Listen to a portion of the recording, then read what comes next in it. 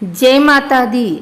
आइए सुनते हैं आज शुक्रवार के दिन माँ संतोषी की यह कहानी।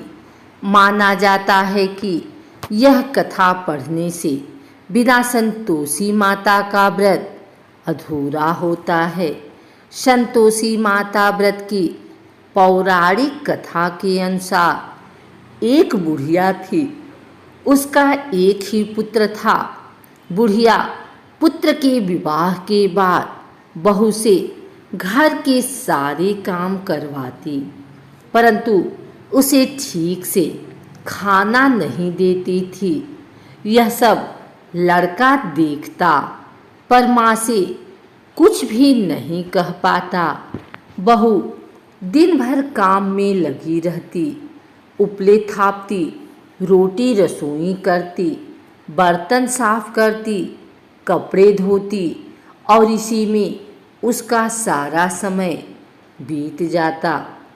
काफ़ी सोच विचार कर एक दिन लड़का माँ से बोला, माँ मैं परदेश जा रहा हूँ। माँ को बेटे की बात पसंद आ गई तथा उसे जाने की आज्ञा दे दी। इसके बाद वह अपनी पत्नी के पास जाकर बोला, मैं परदेश जा रहा हूँ, अपनी कुछ निशानी दे दो।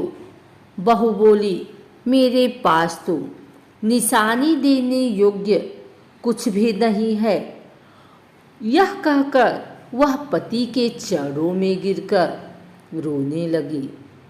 इससे पति के जूतों पर गोबर से सने हाथों से छाप बन गई। पुत्र के जाने के बाद सास के अत्याचार बढ़ते गए। एक दिन बहुत दुखी हो मंदिर चली गई। वहाँ उसने देखा कि बहुत सी स्त्रियां पूजा कर रही थी। उसने स्त्रियों से व्रत के बारे में जानकारी ली तो वे बोली कि हम संतोषी माता का व्रत कर रहे हैं, इससे सभी प्रकार के कष्टों का नाश होता है।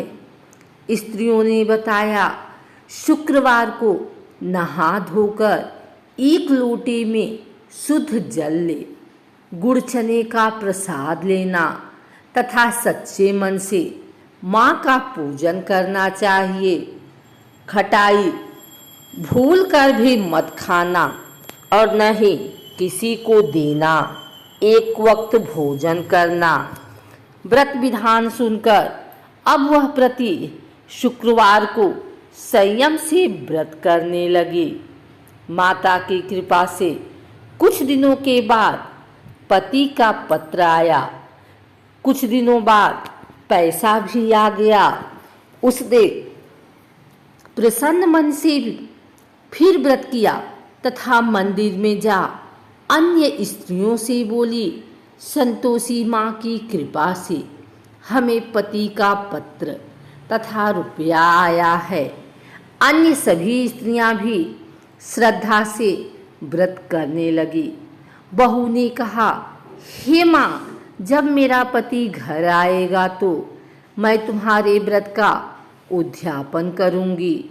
अब एक रात संतोषी माँ ने उसके पति को स्वप्न दिया और कहा कि तुम अपने घर क्यों नहीं जाते।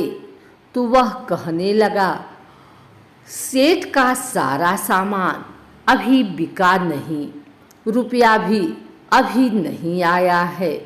उसने सेठ को स्वप्न की सारी बात कही तथा घर जाने की इजाज़त मांगी, पर सेठ ने इनकार कर दिया। माँ की कृपा से कई व्यापारी आए, सोना चांदी तथा अन्य सामान खरीदकर ले गए। कर्जदार भी रुपया लौटा गए। अब तो साहूकार ने उसे घर जाने की इजाज़त दे दी।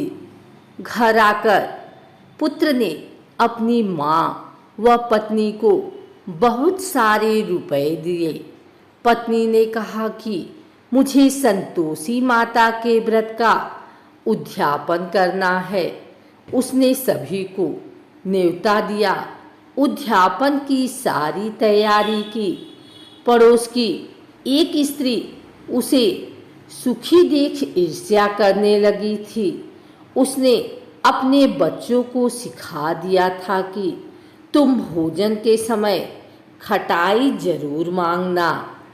उद्यापन के समय खाना खाते खाते बच्चे खटाई के लिए मचल उठे तो बहू ने पैसा देकर उन्हें बहलाया। बच्चे दुकान से उन पैसों की इमली खटाई खरीदकर खाने लगे तो बहू पर माता ने कोप किया।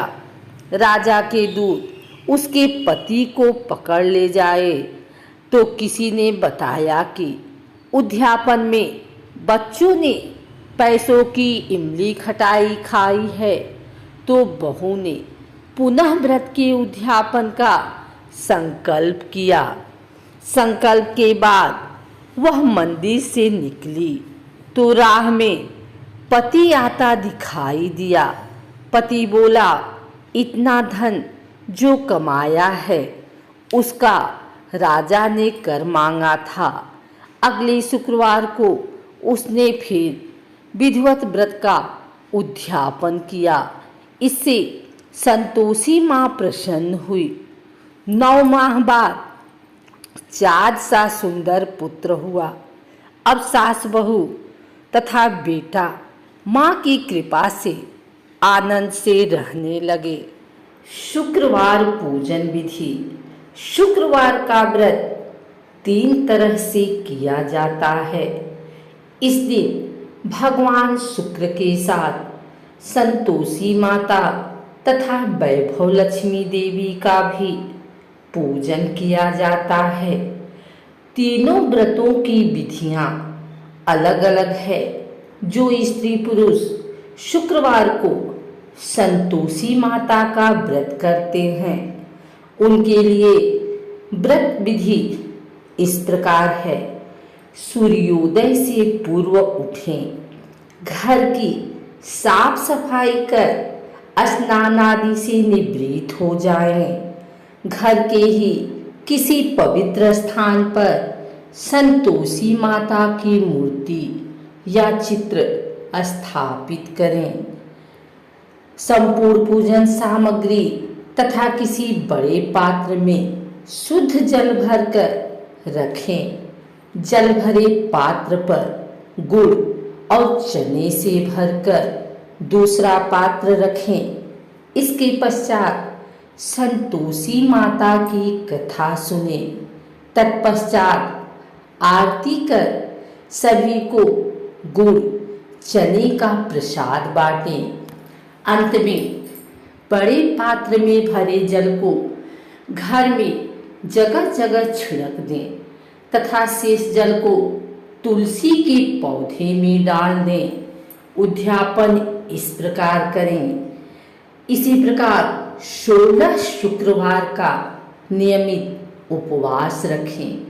अंतिम शुक्रवार को व्रत का विसर्जन करें।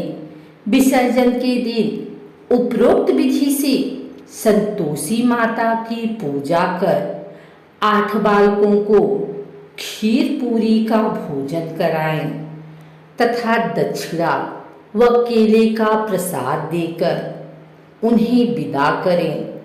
अंत में स्वयं भोजन ग्रहण करें।